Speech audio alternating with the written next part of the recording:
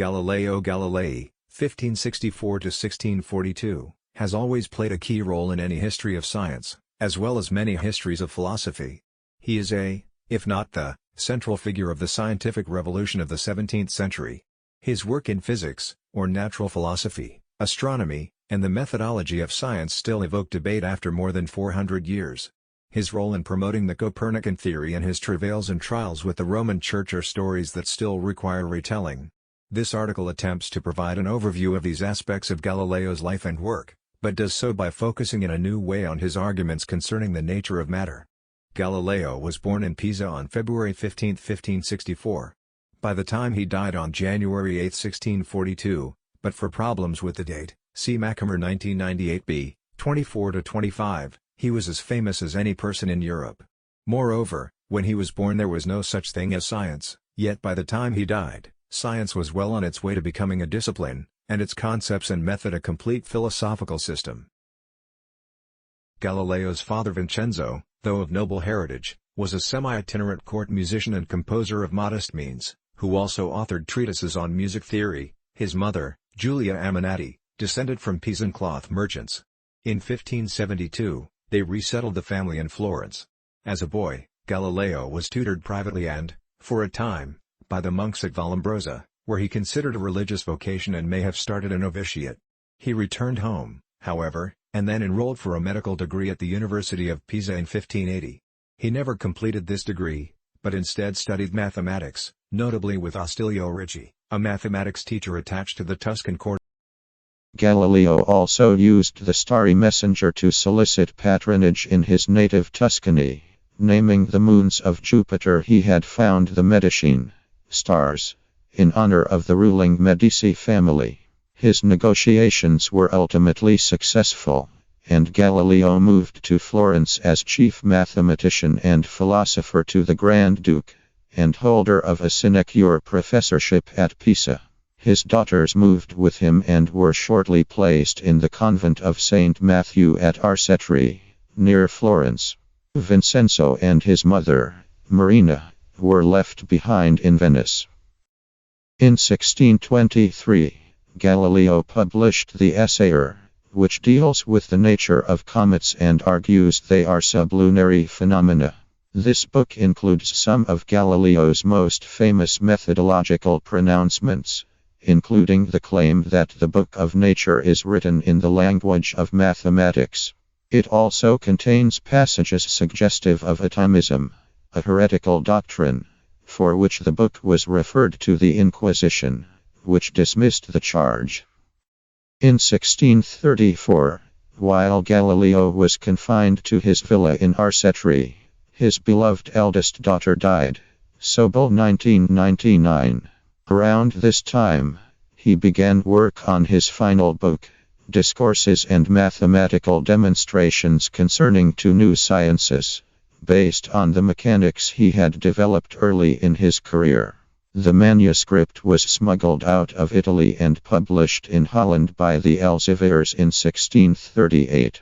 Galileo died early in 1642, and due to his condemnation, his burial place was obscure until he was reinterred in 1737.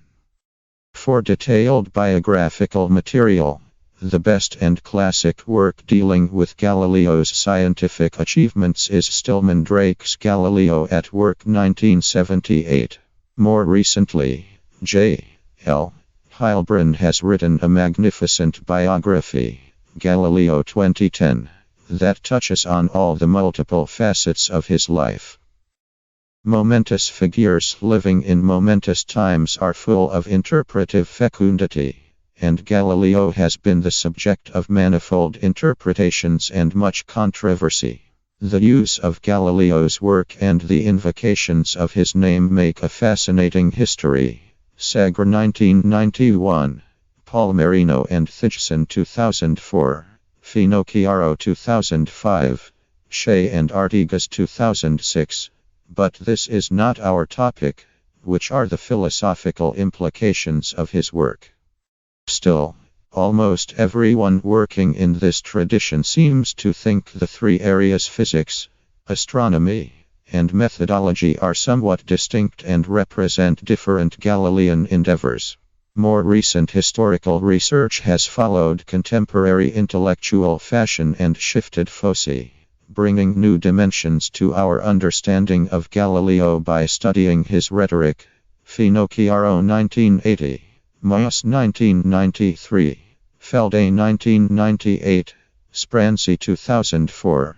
The power structures of his social milieu. Biagoli 1993, Biagoli 2006. His personal quest for acknowledgement. Shea and Artigas 2003. And more generally emphasizing the larger social and cultural history. Reeves 2008. Bucentini, et al. 2015. In particular the court and papal culture in which Galileo functioned. Reedendy 1983. Heilbrunn 2010. In an intellectualist recidivist mode, this entry will outline his investigations in physics and astronomy and exhibit, in a new way, how these all cohed in a unified inquiry. In setting out this path, we shall show why, at the end of his life, Galileo felt compelled, in some sense of necessity, to write the two new sciences, which stands as a true completion of his overall project and is not just a reworking of his earlier research that he reverted to after his trial, when he was under house arrest and going blind. Particularly, we shall try to show why both of the two new sciences, especially the first, were so important a topic not much treated except recently.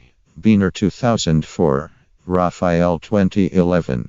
In passing, we shall touch on his methodology and his mathematics, and here refer you to some of the recent work by Palmieri 2001, 2003. At the end, we shall add some words about Galileo, the Catholic Church, and his trial. A while later, in his 1600 manuscript version of La Mécanique, on mechanics, Galileo introduced the concept of momento, a quasi-force that applies to a body at a moment, and which is somehow proportional to weight or specific gravity. Galuzzi 1979. Still, he had no good way to measure or compare specific gravities of bodies of different kinds, and his notebooks during this early 17th century period reflect his trying again and again to find a way to bring all matter under a single proportional measuring scale.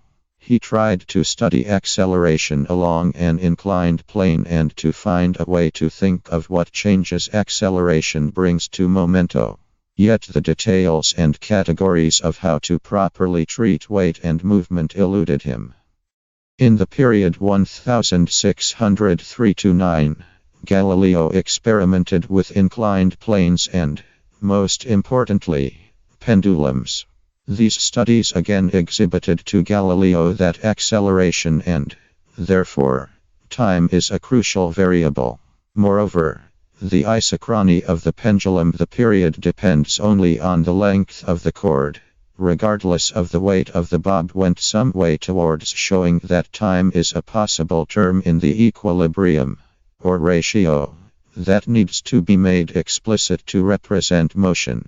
It also shows that, in at least one case, time can displace weight as a crucial variable. In 1609, Galileo began his work with the telescope. There are many ways to describe Galileo's findings, and many interpreters have taken this to be an interlude irrelevant to his physics. However, they are remarkable insofar as they are his start at dismantling the celestial-terrestrial distinction entrenched in Aristotelian cosmology. Feyerabend 1975. Perhaps the most unequivocal case of this is when he analogizes the mountains on the moon to mountains in Bohemia in The Starry Messenger. Also crucial was his discovery of the four moons circling Jupiter, which lent credence to the Copernican system since it meant that a planet-moon arrangement was not unique to the Earth. The abandonment of the dichotomy between heavens and earth implied that all matter, whether celestial or terrestrial, is of the same kind.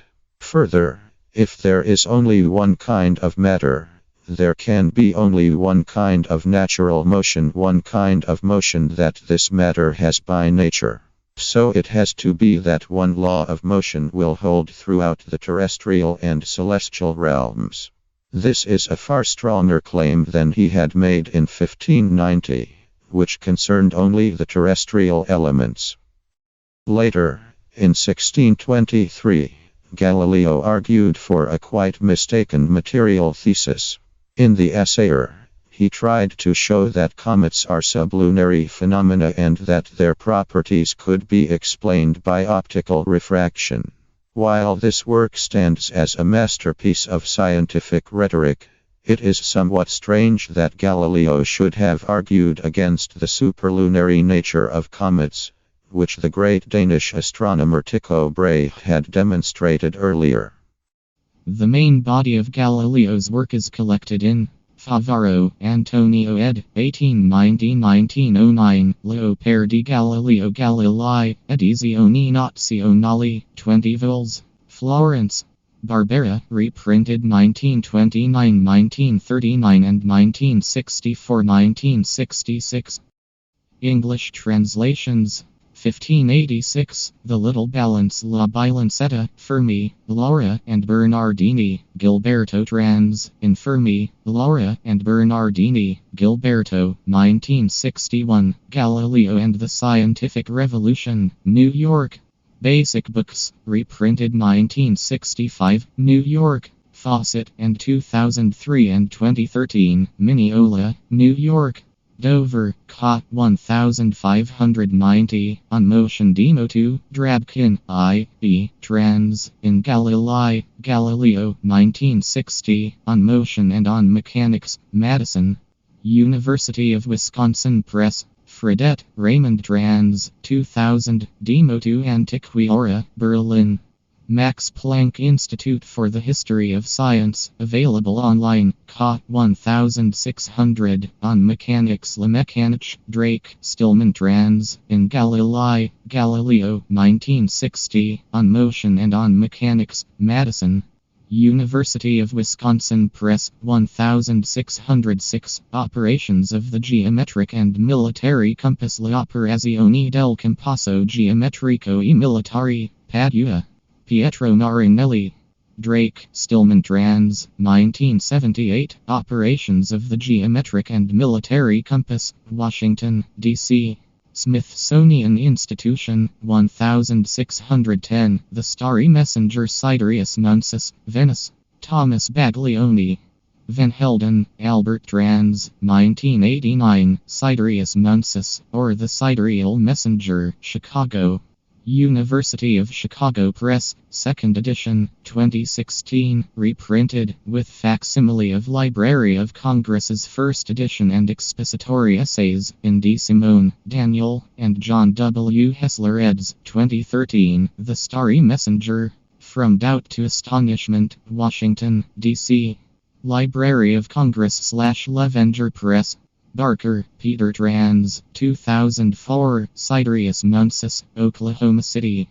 Byzantium Press. Shea, William R. Trans, 2009, Galileo's Sidereus Nuncis, or A Sidereal Message, Sagamore Beach, Massachusetts. Science History Publications, 2nd Revised Printing, 2012, 1612, Discourse on Floating Bodies Discorso intorno al Coscestano in Sulacqua, Florence. Cosimo Giunti. Drake, Stillman Trans, in Drake, Stillman, 1984, Cause, Experiment, and Science, Chicago. Chicago University Press, 1613, Letters on the Sunspots Storia e Dimostrazioni intorno al Macchi Solari, Rome. Giacomo Moscardi. Reeves, Eileen, and Van Helden, Albert Trans, in Galilei, Galileo, and Scheiner, Christoph 2010, on Sunspots, Chicago. University.